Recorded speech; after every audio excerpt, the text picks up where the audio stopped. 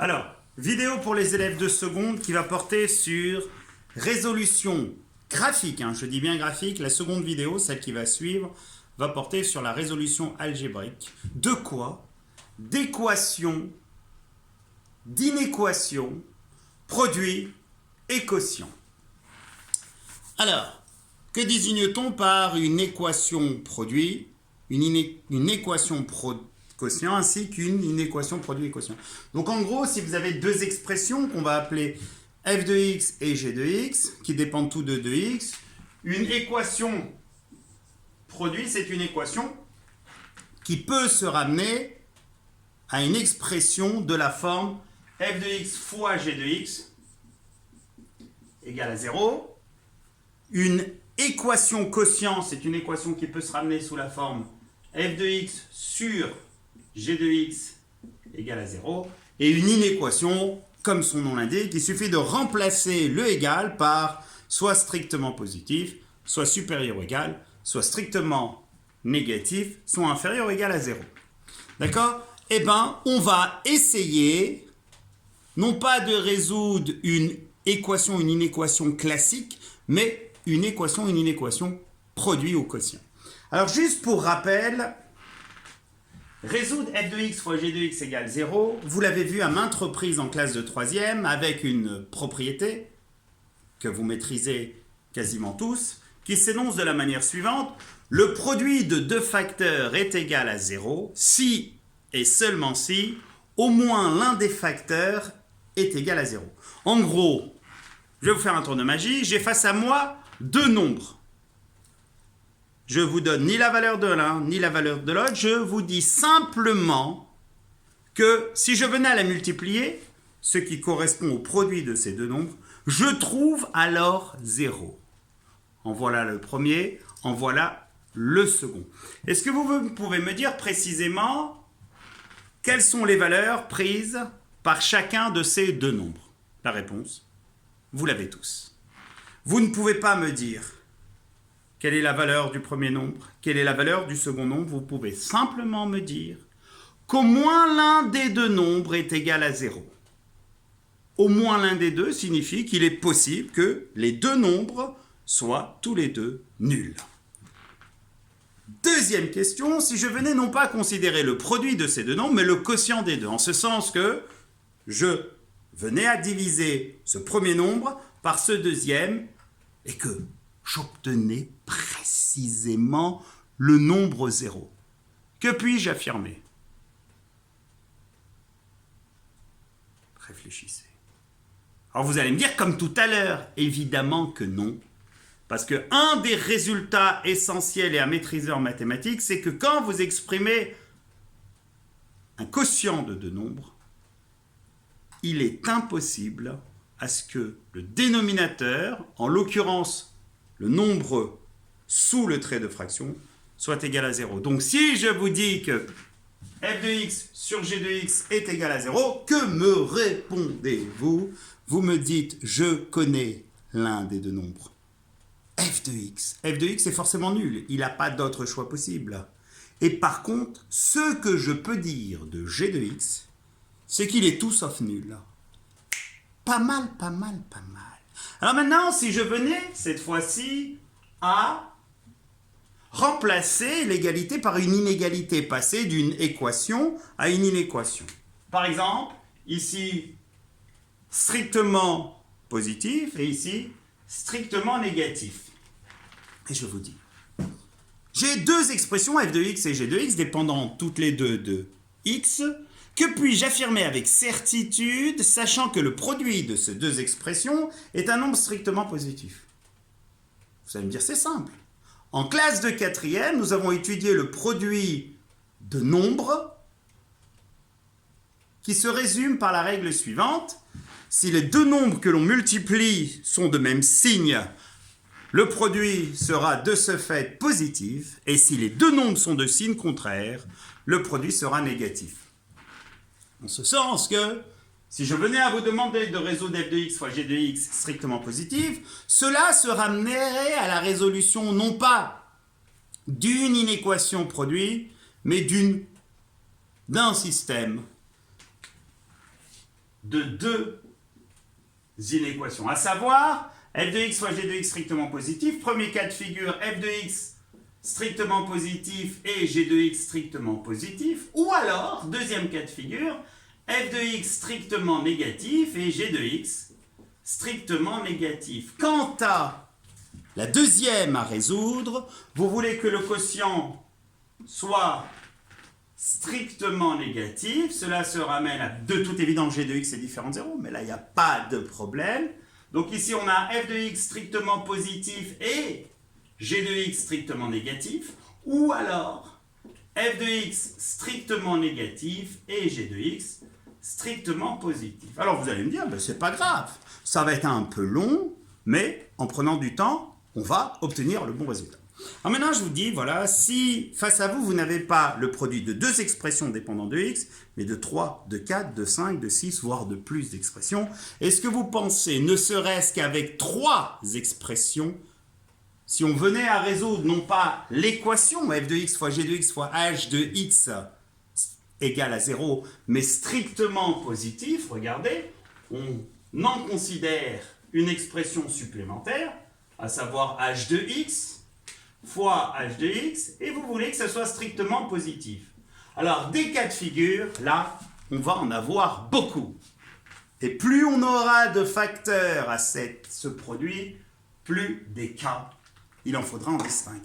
La preuve ici, f de x fois g de x strictement positif. Premier cas de figure, les 3 sont strictement positifs. Deuxième cas de figure, l'un est strictement positif et les deux autres strictement négatifs. Mais dans ce cas, il y a de multiples sous-cas. Le nombre strictement positif peut être f de x, g de x ou h de x. Alors imaginez si on venait à se produire, ajouter fois a de x, fois b de x, fois... on s'en sortirait pas. Alors que faire? La réponse.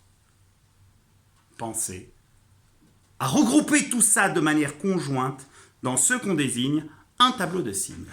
Alors, des tableaux de signes pour f de x, vous en avez fait, pas de souci. Des tableaux de signes pour g de x, vous en avez fait, pas de souci. Mais ce que nous allons faire ici, c'est un tableau de signes, nous allons mettre à la fois f de x et g de x pour déterminer le signe de f de x fois g de x, puis de f de x sur g de x, puis de g de x sur f de x, et nous allons voir très simplement, sans avoir à distinguer différents cas, que nous allons pouvoir résoudre des équations produits ou quotients d'un point de vue graphique, et cette méthode sera la même à l'identique quand on serait amené à résoudre des inéquations produits ou quotients sans représentation graphique. Alors, commençons. L'une des deux courbes, en l'occurrence C de f, celle représentant la fonction f, a été représentée en rouge. Celle représentant la fonction g est en vert. Si je venais à vous demander à tous là, quel est l'ensemble de définitions de ces deux fonctions? Alors bien sûr, de toute évidence, vous avez compris que la courbe se prolonge aussi bien là que là, aussi bien pour la rouge que pour la verte. Les ensembles de définitions sont dans les deux cas R. On va regrouper tout ça dans un tableau et on va prendre le temps d'expliquer en détail les choses. Alors regardez le tableau de signes que l'on va faire va se présenter de la sorte. Comme tout tableau de signes, dans la première ligne, on met les valeurs de x en gardant précisément en tête cette histoire d'ensemble de définitions. Ici, x est défini sur R, à savoir de moins l'infini à plus l'infini. À ce tableau, on va rajouter de nombreuses lignes. La première, on va mettre le signe de f de x. Alors, on va écrire tout simplement f de x. Gardez en tête que ça signifie signe de f de x. Dans la seconde des lignes, on va mettre le signe de g de x. Et vous allez voir, ça va être très rapide. De ces deux lignes, on va déduire le signe de, dans un premier temps, f de x fois g de x. Dans un second temps, le signe de f de x sur g de x. Et dans un dernier temps, le signe de g de x sur f de x. Alors bien sûr, dès que vous avez une question à poser, vous levez le doigt, hein, vous interrompez la vidéo, Et j'y répondrai comme je le fais en classe. Et le dernier, G de x sur f de x. Oui, oui. Ah oui, j'ai bien vu la question. Alors, oui, oui. Et excusez-moi. Donc, est-ce qu'on va rajouter d'autres valeurs à moins l'infini et plus l'infini entre les deux? Bonne question, hein. Ben, j'y venais. Alors, regardez, on fait un tableau de signes. Pour information pour tous, un tableau de signes. Dans ce tableau va apparaître ce qu'on désigne comme des signes. Des plus, des moins et des zéros. Donc, quelles sont les valeurs qu'on va devoir inscrire ici? Celles qui annulent soit f de x, soit g de x. Alors, on va d'abord s'intéresser aux valeurs annulant f de x. Observez la courbe, annuler f de x, c'est-à-dire ce sont les abscisses des points d'intersection de la courbe rouge et de l'axe des abscisses. Donc, il y a moins 3, il y a 1, il y a 3 et il y a 5. Et celles qui annuleraient g de x sont moins 4, moins 1, 3. Donc, on va ranger dans l'ordre croissant ces différentes valeurs, sans distinction que ce soit celle qui annule f de x ou g de x. Donc, on reprend la première, c'est moins 4. Ensuite, c'est moins 3. Ensuite, c'est moins 1. Ensuite, c'est 1. Ensuite, c'est 3. Et ensuite, c'est 5. Heureusement qu'il n'y en a pas d'autres. J'avais pas suffisamment de place sur mon tableau. Alors, que va-t-on faire? On va prolonger moyennant des petits pointillés verticaux. Tac, tac, tac. Tac, tac, tac, tac. Tac, tac, tac, tac. Tac, tac, tac, tac. Et tac, tac, tac, tac. Et vous allez voir, c'est pas très compliqué.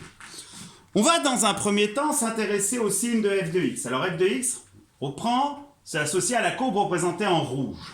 Vous pouvez l'observer, elle arrive du haut. Au début, la courbe est au-dessus de l'axe des abscisses. On va mettre précisément les abscisses des points d'intersection avec l'axe des abscisses, en l'occurrence pour la fonction f, moins 3, je mets un 0. Ça signifie que l'image de moins 3 par la fonction f est égale à 0. Et on a le même résultat en 1, le même résultat en 3 et le même résultat en 5. Ça en fait beaucoup, hein. On va observer qu'il n'y a pas d'erreur. La courbe représentée en rouge, celle de la fonction f, coupe précisément 4 fois l'axe des abscisses. On va faire de même pour la courbe représentée en vert. Donc, il y a moins 4, moins 1 et 3. Et regardez, ça va aller très vite. Donc quand la courbe représentative est au-dessus de l'axe des abscisses, forcément on obtient des valeurs positives, en dessous des valeurs négatives, et quand elle coupe, des zéros, mais ceux-là on les a déjà remplis. Alors f, au-dessus, positif, positif. Ensuite, entre moins 3 et 1, en dessous, négative, négative. Ensuite, de 1 à 3, à nouveau en dessous, négative. De 3 à 5, positive. Et de 5 à plus l'infini, négatif. On va faire de la même manière pour la courbe représentative de la fonction g représentée en vert. Elle arrive du dessous. De moins 4 jusqu'à moins 1, elle est au-dessus. Positif, positif. Entre moins 1 et 3, elle est en dessous. Négative, négative. De 3 à plus l'infini, elle est haute. Elle est à la fois en dessous, donc négative, négative. Et maintenant, souvenir, souvenir. En quatrième, nous avons vu la règle des signes, je l'ai mentionné en début de vidéo. Regardez, sur l'intervalle moins l'infini moins 4, f de x étant positif, g de x négatif, il s'ensuit que le produit sera négatif. Bonne réponse. En moins 4, g de x est égal à 0, et on se souvient que le produit de deux facteurs est nul quand l'un des facteurs au moins est nul. Allez, allons-y, je vous laisse poursuivre. Je prends note, j'attends vos réponses. Alors là, positif, positif, vous m'avez dit parfait, positif. Nul, nul. Négatif, négatif. Nul. Positif. Nul. Positif. Nul, négatif, nul et positif. Ben vous êtes géniaux. Alors vous allez me dire, ça sert à quoi ça, monsieur? Pourquoi on fait tout ça? C'est simple, mais pourquoi? Eh bien, gardez en tête que ce que l'on cherchait était de résoudre f de x fois g de x strictement positif. Résoudre, c'est-à-dire déterminer l'ensemble des valeurs de x réel, de sorte que f de x fois g de x soit positif. La réponse, vous l'avez dans cette ligne, que vous allez bien sûr mettre en relation avec celle portant sur x. Alors positif, c'est des signes plus. Donc il est positif ici, positif ici, positif ici, positif ici. La réunion sera de ce fait la solution sera de ce fait une réunion d'intervalles. Donc les solutions S, on va avoir de moins 4 exclus, parce qu'en moins 4, ça vaut 0 jusqu'à moins 3. Union, deuxième intervalle solution, de moins 1 jusqu'à 1. Union de 1 jusqu'à 3. Union de 5 à plus l'infini. Alors vous allez me dire, ouais, mais monsieur, pourquoi on n'a pas regroupé ces deux intervalles? Tout simplement parce que quand x est égal à 1, f de x fois g de x est égal à 0. Or, on cherche ici à résoudre strictement positif. Eh bien, je vais vous poser comme question dans la foulée, si on venait à résoudre non pas strictement positif, mais supérieur ou égal à 0. Qu'est-ce qui changerait? Il changerait que dans l'ensemble des solutions, dans la dernière ligne, pour le moment, celle complétée sur le tableau, celle de f de x fois g de x, on considérerait non pas que les plus, mais aussi les zéros. Allez, allons-y. Donc, ici, on ne prend pas. On prend de moins 4 jusqu'à moins 3. Donc, de moins 4 jusqu'à moins 3. Les extrémités étant prises. On ne prend pas. On prend de moins 1 jusqu'à 1, incompris, puis jusqu'à 3. Non, c'est pas que c'est incompris, hein. C'est que 1 est compris, hein. J'espère que vous avez compris. Sans quoi, je reprends à 0, ça ne me gêne pas. Donc, on reprend. Donc, union de moins 1, on a dit jusque 3, que l'on prend. Union de 5 à plus l'infini. Alors, il y en a déjà qui me disent, mais monsieur, pourquoi on ne prend pas plus l'infini? Rappelez-vous de notre ami, le célèbre Blaise l'éclair. Vers l'infini et au-delà. L'infini, ce n'est pas une valeur réelle, elle n'est pas atteinte. Voilà, on a résolu une inéquation produit. Alors maintenant, si on venait à résoudre une inéquation quotient. Par exemple, f de x sur g de x inférieur ou égal à 0. f de x sur g de x inférieur ou égal à 0. Donc je tenais juste à vous rappeler que quand vous écrivez f de x sur g de x, vous avez de ce fait imposé à ce que g de x soit différent de 0.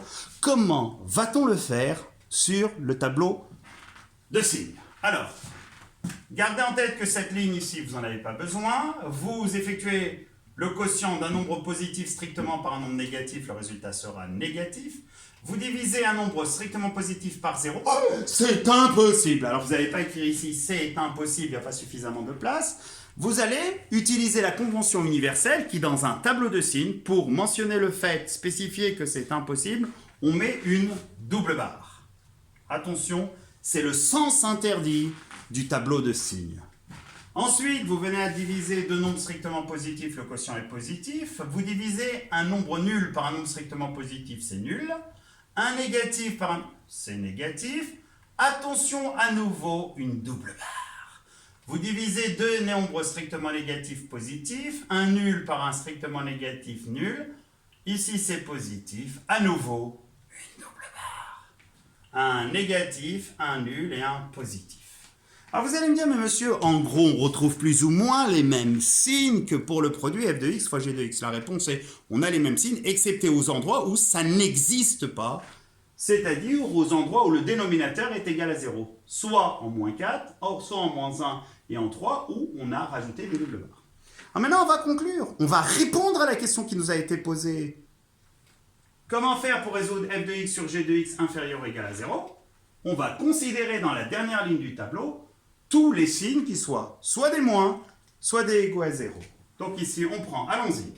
Donc là, c'est un moins, je prends de moins l'infini, Buzz l'éclair me permet de dire que le crochet est ouvert. Moins 4, attention, la double barre, le sens interdit, me permet d'exclure. Donc crochet ouvert. Ensuite, je reprends, je ne prends pas ici, mais je prends cette valeur jusqu'à moins 1 ou moins 1, sens interdit. Donc je prends union moins 3 fermé jusqu'à moins 1.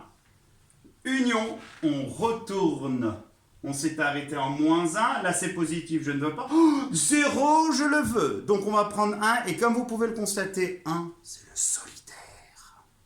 Il n'y a pas besoin d'être les seuls. Il est 1. Union 1, le singleton 1 que l'on note entre accolades. On repart. Là, je ne veux pas. Là, encore moins, il y a une double barre. Et je repars de 3. Donc, union 3 ouvert jusqu'à 5.